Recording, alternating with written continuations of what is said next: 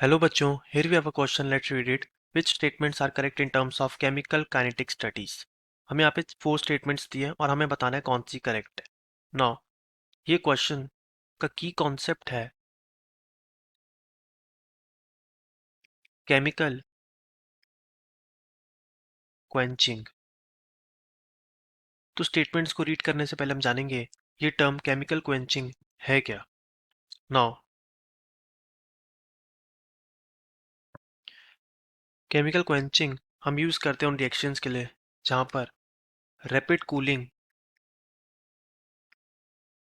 करते हैं एक टेम्परेचर से जो इंस्टेंटली फ्रीज कर देता है status of reaction and prevents it from further decomposition. अगर हम इसको सिंपल वर्ड्स में बोले that means chemical quenching is stopping of reaction.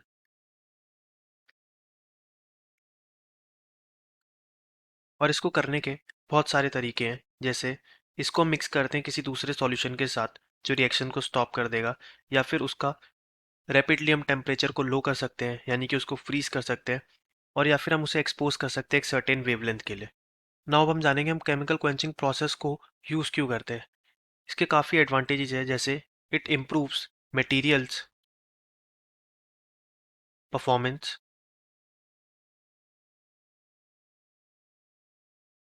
जब हम रैपिडली कूल करते हैं उनको हीटेड मेटल को तो उनकी परफॉर्मेंस बढ़ जाती है जिससे उनकी हार्डनेस में इंक्रीज आता है.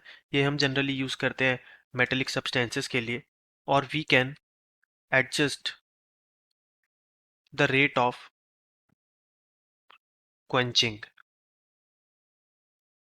ताकि हमें हमारे प्रोडक्ट में डिजायर्ड प्रॉपर्टीज मिल सके. तो यहाँ पर हमने जाना कि क्वेंचिंग को परफॉर्म करने के कई तरीके हैं, like cooling as well as diluting. हम दूसरा सॉल्यूशन भी मिक्स करके कर सकते हैं. And the reaction is generally completed if it is kept for a long time. अगर कोई रिएक्शन बहुत टाइम से चल रही है और हम उसे स्ट्रांगली हीट करेंगे तो मोस्ट ऑफ द केसेस में रिएक्शन कंप्लीट होती है. Next point is quenching reaction में हेल्प करता है डीएक्टिवेटिंग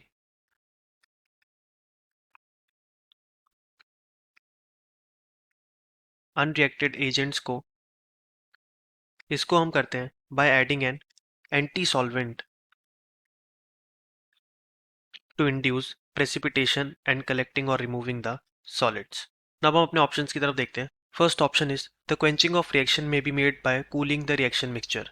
हमने यहीं पर ही पढ़ा है तो ये करेक्ट है. Second, the quenching of reaction may be made by diluting the reaction mixture. ये ऑप्शन भी करेक्ट है, हम इसे स्टडी कर चुके हैं. And the reaction is suppose to be completed if it is kept for a long time और strongly heated. ये हमने यहाँ पे पढ़ा था तो ये भी करेक्ट है. तो हमारे तीनों ऑप्शन करेक्ट है. Therefore we can say that statements A, B and C, all three are correct. I hope you understood it well. Best of luck.